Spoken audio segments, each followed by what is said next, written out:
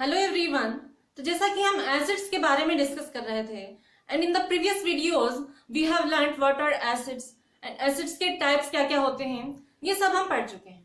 अब हम इस वीडियो में ये डिस्कस करेंगे कि एसिड्स की प्रॉपर्टीज क्या क्या होती हैं, मतलब कुछ स्पेसिफिक कैरेक्टरिस्टिक्स होती हैं जिससे ये पता चलता है कि कोई सब्सटेंस एसिड है या नहीं है। तो वो कुछ जनरल प्रॉपर्टीज तो हम जानते ही हैं, जैसे कि एसिड्स आर सार इन टेस्ट, मतलब वो खट्टे होते हैं टेस्ट में, and they turn blue litmus to red. तो ये तो जनरल प्रॉपर्टीज थी। इसके अलावा भी और प्रॉपर्टीज होती हैं एसिड्स की, वो क्या क्या हैं वो सभी हम इस वीडियो में डिटेल में डिस्कस करेंगे। तो चलिए देखते हैं कि एसिड्स की प्रॉपर्टीज क्या क्या होंगी। So first property is acids turn, first property क्या होती है, acids are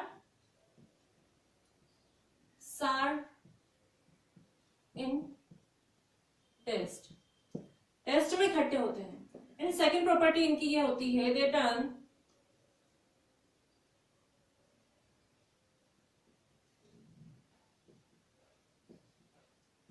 blue litmus to red. Litmus एक इंडिकेटर होता है जो कि एसिडिक एंड बेसिक प्रॉपर्टीज को इंडिकेट करने के लिए यूज होता है। तो ये एसिड्स जो होते हैं ये ब्लू लिटमस को रेड कलर में कन्वर्ट कर देते हैं। अब इसकी नेक्स्ट प्रॉपर्टी जो आती है वो होती है एसिड्स आर कोरोसिव।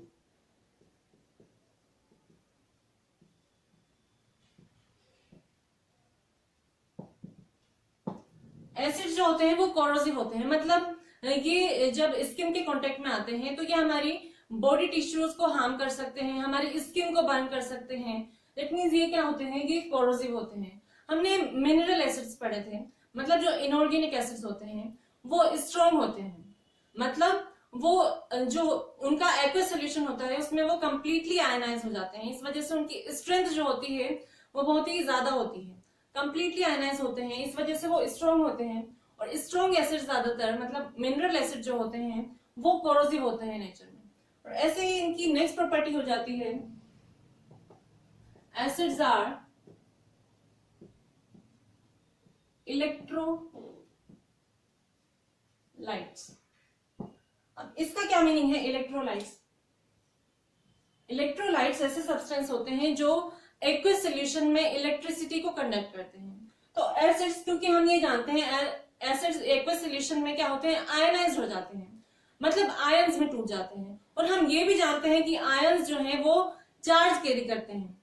तो एसिड्स जो होते हैं उनकी ये प्रॉपर्टी होती है कि ये एक्वस सॉल्यूशन में इलेक्ट्रिक करंट को कंडक्ट कर सकते हैं, इसलिए इनको कहा जाता है इलेक्ट्रोलाइट्स। और we can say acids can conduct electricity. तो ये तो थी कुछ फिजिकल प्रॉपर्टीज ऑफ एसिड्स, मतलब जिनको हम फिजिकली देखकर इजीली पहचान सकते हैं कि ये एसिड्स हैं। अब कुछ केमिकल प्रॉपर्टीज होती हैं एसिड्स की, मतलब ये केमिकल एलिमेंट्स के साथ या केमिकल कंपाउंड्स के साथ कैसे रिएक्ट करते हैं, तो वो हम देखेंगे। अब ये तो थी physical properties, these are physical property. Now what are chemical properties of acids?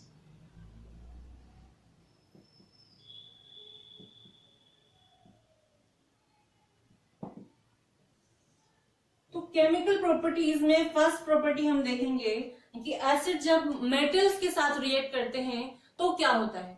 अब मेटल्स जान लीजिए, मेटल्स क्या होते हैं। मेटल्स ऐसे एलिमेंट जो होते हैं जो इलेक्ट्रॉन्स को डोनेट करते हैं, मतलब मेटल्स जो एलिमेंट हैं उनके पास वैलेंस शेल में एक्स्ट्रा इलेक्ट्रॉन होते हैं, मतलब वो उनकी स्टेबिलिटी को अटेन करने के लिए या नियरेस्ट नोबल गैस जैसा कॉन्फ़िगरेशन अचीव करने के लिए अपने एक्स्ट्रा इलेक्ट्रॉन जो हैं वो डोनेट कर देते हैं।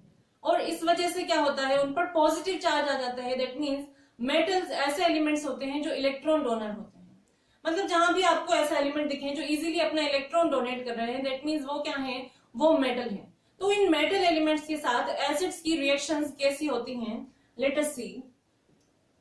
Reactions of acids with metals. तो एसिड्स जो होते हैं ये मेटल के साथ रिएक्ट करके सॉल्ट और हाइड्रोजन गैस का फॉर्मेशन करते हैं। मतलब जब भी किसी एसिड की मेटल के साथ रिएक्शन कराते हैं या मेटल के कांटेक्ट में आता है कोई एसिड, तो क्या होता है, सॉल्ट का फॉर्मेशन होगा और साथ में हाइड्रोजन गैस लिबरेट होती है। ये इसकी जनरल रिएक्शन होती है।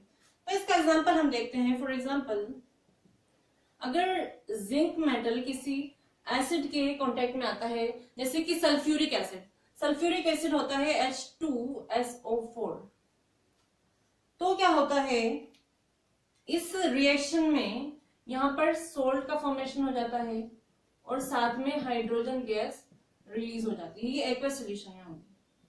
मेटल सॉलिड फॉर्म में होता है, ये भी एक्वस होगी और ये गैस है। तो इस रिएक्शन को देखकर आपको कुछ ध्यान में आना होगा। हमने जो प्रीवियस चैप्टर देखा था वहां पर हमने केमिकल रिएक्शंस की टाइप्स डिस्कस की थी। तो उनमें से एक टाइप ऑफ रिएक्शन इस तरह की थी जिसको कहा जाता है डिस्प्लेसमेंट रिएक्शन, जो कि बहुत इंपॉर्टेंट होती है। और डिस्प्लेसमेंट रिएक्शन सुनते ही आपके माइंड में क्या आ जाना चाहिए, रिएक्टिविटी सीरीज। हमने मेटल्स की रिएक्टिविटी सीरीज देखी थी। वहां पर कुछ मेटल्स जो थे वो हाइड्रोजन से क्या थे, मोर रिएक्टिव थे, और कुछ मेटल जो थे वो हाइड्रोजन से लेस रिएक्टिव थे। तो जो मेटल्स हाइड्रोजन से मोर रिएक्टिव होते हैं उनको कहा जाता है एक्टिव मेटल्स।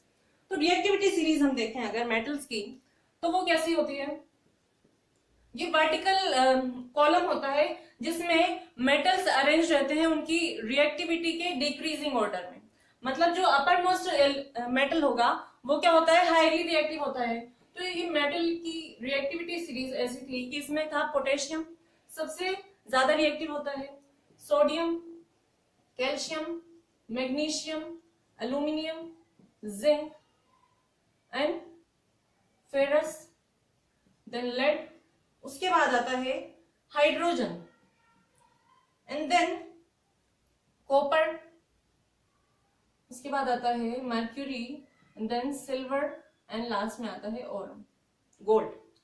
तो ये थी मेटल्स की रिएक्टिविटी सीरीज। अब इसमें जो मेटल्स हाइड्रोजन के ऊपर पोजीशन पे हैं, अपर पोजीशन पे हैं, उनकी रिएक्टिविटी क्या है, हाइड्रोजन से ज्यादा है। दैट मींस वो मोर रिएक्टिव है और इस वजह से ये सॉल्यूशन में से क्या करते हैं, हाइड्रोजन को डिस्प्लेस कर देते हैं। तो यहाँ पर भी देखिए, यहाँ पर ये जो जिंक मेटल है ये हाइड्रोजन को डिस्प्लेस कर रहा है इस एसिडिक सॉल्यूशन में से, H2SO4 में से।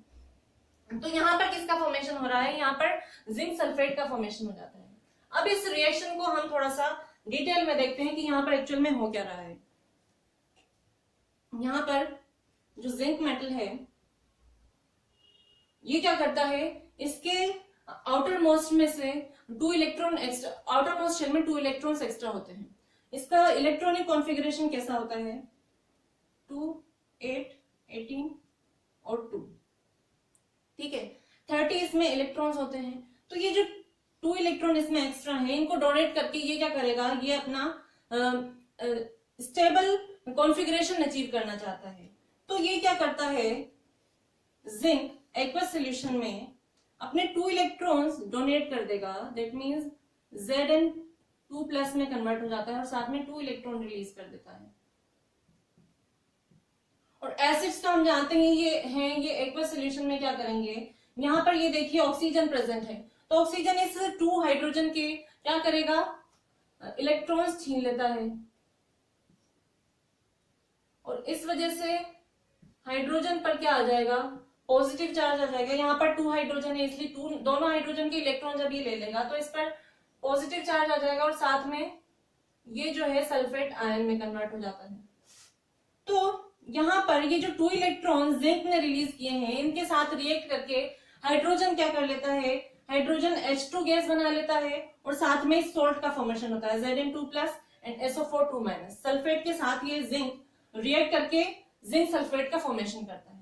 तो मेटल्स की जो एसिड के साथ रिएक्शन होती है वो कैसी होती है, डिस्प्लेसमेंट रिएक्शन। ऐसे ही एक और एग्जांपल अगर हम देखें इनका, तो जब मैग्नीशियम मेटल किसी एसिड के साथ रिएक्ट करेगा, मान लीजिए सल्फ्यूरिक एसिड H2SO4 होता है, तो मैग्नीशियम की सल्फ्यूरिक एसिड के साथ रिएक्शन कैसी होगी एक्वस सॉल्यूशन में, ये हाइड्रोजन को यहां से डिस्प्लेस कर देगा क्योंकि ये मैग्नीशियम हाइड्रोजन से ज्यादा रिएक्टिव है। तो यहां पर बनेगा मैग्नीशियम सल्फेट और साथ में हाइड्रोजन गैस रिलीज होती है। ऐसे ही अगर हम बात करें सोडियम एंड हाइड्रोक्लोरिक एसिड की, तो सोडियम हाइड्रोक्लोरिक एसिड के साथ रिएक्ट करके हाइड्रोजन गैस रिलीज करता है और साथ में सोल्ट का फॉर्मेशन होता है NaCl। ठीक है, सोडियम भी हाईली रिएक्टिव मेटल है। तो ये थी एसिड्स की मेटल्स के साथ रिएक्शन। तो यहाँ पर हमने देखा कि एसिड्स, कुछ मेटल्स जो होते हैं एक्टिव मेटल्स, वो एसिड्स के साथ रिएक्ट करके हाइड्रोजन गैस रिलीज करते हैं और साथ में सोल्ट का फॉर्मेशन करते हैं। तो इसीलिए आपने ये सुना होगा कि जो सार सब्सटेंसेस होते हैं या एसिडिक फूड होते हैं, उनको ब्रास में या एल्यूमिनियम के बर्तन में नहीं रखा जाता है, क्योंकि ये एसिड जो उनमें प्रेजेंट होते हैं वो उन मेटल्स के साथ, ब्रास क्या होता है, वो जिंक और कॉपर से मिलकर बना होता है। तो जिंक उस एसिडिक फूड के साथ रिएक्ट करके सॉल्ट का फॉर्मेशन कर लेता है। इसीलिए एसिडिक फूड को, ऐसे मेटल्स जो हाइड्रोजन या एसिड्स के साथ रिएक्ट करते हैं, उनमें नहीं रखा जाता है। नाउ सेकंड रिएक्शन होगी एसिड्स की, वो मेटल ऑक्साइड्स के साथ होती है। अब मेटल ऑक्साइड के साथ एसिड्स किस तरह से रिएक्ट करते हैं वो हम देखेंगे।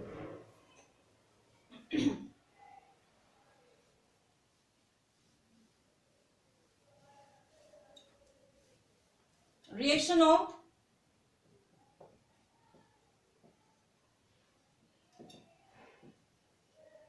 Acids with metal oxides. Metal oxides क्या होते हैं? मेटल, जो हमने अभी मेटल एलिमेंट देखे थे उनके ऑक्साइड्स। तो मेटल ऑक्साइड के साथ एसिड्स का रिएक्शन कैसा होता है? एसिड प्लस मेटल ऑक्साइड जब ये आपस में रिएक्ट करेंगे तो किसका फॉर्मेशन होता है? एक तो सॉल्ट बनता है और साथ में वाटर रिलीज होगा, H2O। तो इसका एग्जांपल हम देखेंगे। तो अगर हम बात करें क्यूप्रिक ऑक्साइड की, या कॉपर सेकंड ऑक्साइड होता है, तो जब क्यूप्रिक ऑक्साइड हाइड्रोक्लोरिक एसिड के साथ रिएक्ट करेगा तो किसका फॉर्मेशन होता है? तो बनता है क्यूप्रिक क्लोराइड CuCl2 और साथ में वाटर का फॉर्मेशन होता है। ये सब एक्वस सॉल्यूशन है। ठीक है। ऐसे ही अगर मैग्नीशियम ऑक्साइड एक्वस सॉल्यूशन में किसके साथ रिएक्ट करे? सल्फ्यूरिक एसिड के साथ, H2SO4 के साथ, तो ये मैग्नीशियम सल्फेट का फॉर्मेशन करता है और साथ में क्या बनेगा? वाटर बनता है। तो ये थी second type of reaction of acids. मतलब एसिड्स मेटल ऑक्साइड्स के साथ रिएक्ट करके किसका फॉर्मेशन करेंगे? सॉल्ट का, और साथ में वाटर का फॉर्मेशन होता है। अब नेक्स्ट टाइप ऑफ रिएक्शन आती है एसिड्स की, वो होती है reaction of acids with carbonate and hydrogen carbonate या बाइकार्बोनेट्स। तो metals, acids metal carbonate and metal bicarbonates के साथ रिएक्ट करके कार्बन डाइऑक्साइड एंड वाटर का फॉर्मेशन करते हैं और साथ में एक सॉल्ट भी बनता है। तो इसकी जनरल रिएक्शन जो होती है वो कैसी होती है? मेटल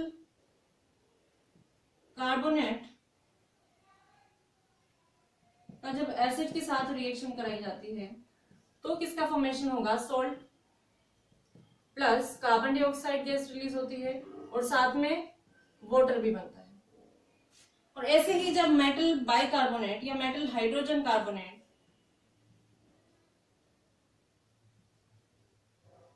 एसिड्स के साथ रिएक्ट करते हैं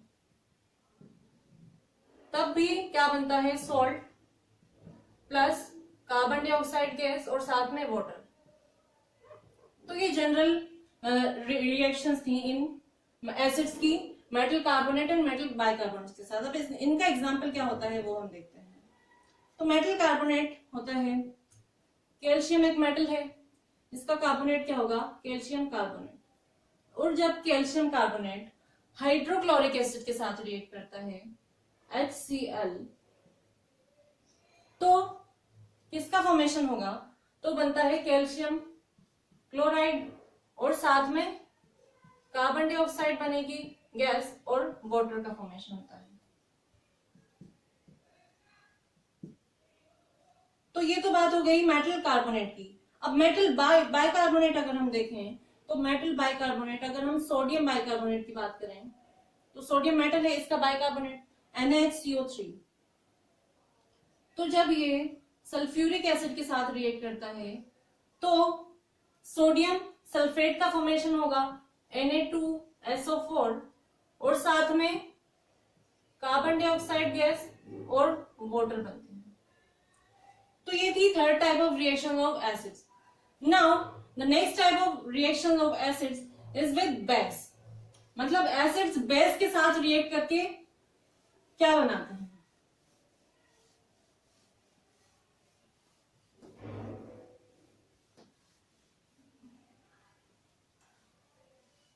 तो फोर्थ टाइप क्या होगी?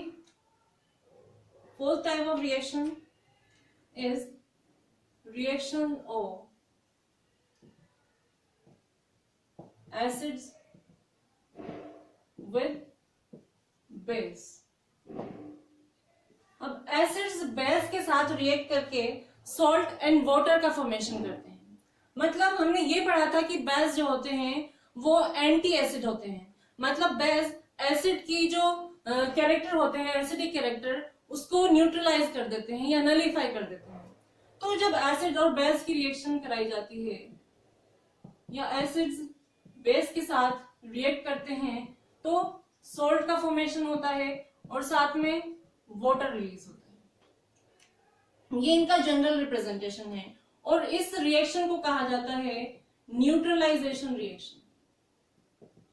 न्यूट्रलाइजेशन क्योंकि यहाँ पर एसिड एंड बेस आपस में दोनों रिएक्ट करके दोनों के ही इफेक्ट को क्या करते हैं? न्यूट्रलाइज कर देते हैं। अब इसका एग्जांपल क्या है वो हम देखेंगे। इसका एग्जांपल देखिए, एसिड और बेस।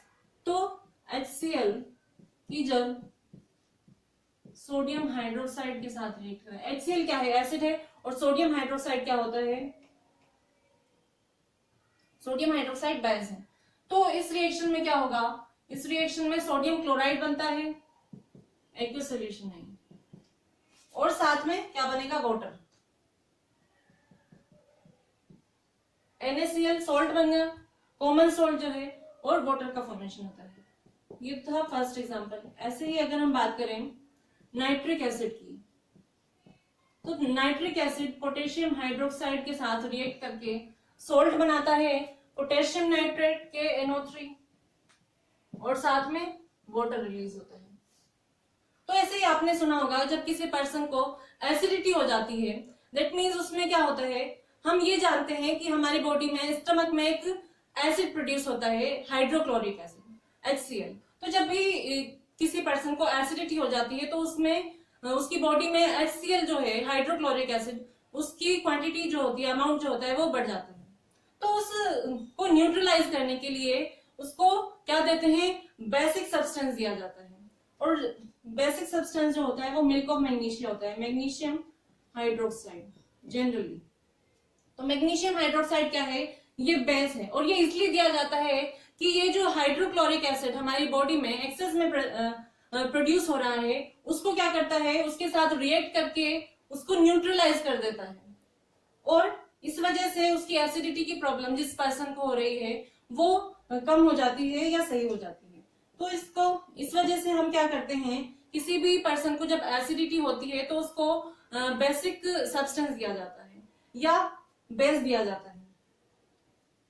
तो इसकी रिएक्शन हम देखें, जब ये हाइड्रोक्लोरिक एसिड के साथ रिएक्ट करेगा मिल्क ऑफ मैग्नीशिया, जो कि होता है बेस मैग्नीशियम हाइड्रोक्साइड, तो ये रिएक्ट करके क्या करता है? मैग्नीशियम क्लोराइड का फॉर्मेशन करता है और साथ में वाटर रिलीज होता है। तो ये दोनों एक दूसरे को, एसिड एंड बेस, क्या कर रहे हैं? एक दूसरे को के इफेक्ट को नलीफाई कर रहे हैं। मतलब ना तो वो बेस रहेगा ना ही एसिड रहेगा, और सॉल्ट का फॉर्मेशन हो जाता है और साथ में वाटर बनता है। और ऐसे ही हमने लास्ट वीडियो में डिस्कस किया था कि हाइड्रोजन जब ऑक्सीजन एलिमेंट्स के साथ रिएक्ट करती है तो क्या होता है, उन्हें एसिड, तो एसिड कहते हैं उनको, क्योंकि वो एक्वस सोल्यूशन में क्या करते हैं, हाइड्रोजन को आयनाइज कर देते हैं, मतलब हाइड्रोजन से उसका इलेक्ट्रॉन छीन लेते हैं और एनायन और केटायन का फॉर्मेशन होता है, मतलब आयनाइजेशन हो जाता है। तो यहाँ पर ये देखिए H2O वाटर जो है इसमें भी ऑक्सीजन प्रेजेंट होती है, तो जब इसको का क्या करेंगे, हम इसको आयनाइजेशन कराते हैं तो ये किस में टूट जाता है, H2O H+ एंड OH- में टूट जाता है। दैट मीन्स यहाँ पर एसिडिक कैरेक्टर भी है और OH- किसको रिप्रेजेंट करता है, बेसिक कैरेक्टर को। तो ये दोनों एक दूसरे के इफेक्ट को क्या करते हैं, नलिफाई कर देते हैं, न्यूट्रलाइज कर देते हैं, इसलिए जो वाटर होता है ये एसिडिक नहीं होता है। So these were some important properties of acids. I hope आपको ये क्लियर हो गई होंगी। अगर आपको इनसे रिलेटेड कोई भी डाउट है तो आप कमेंट सेक्शन में कमेंट करके पूछ सकते हैं।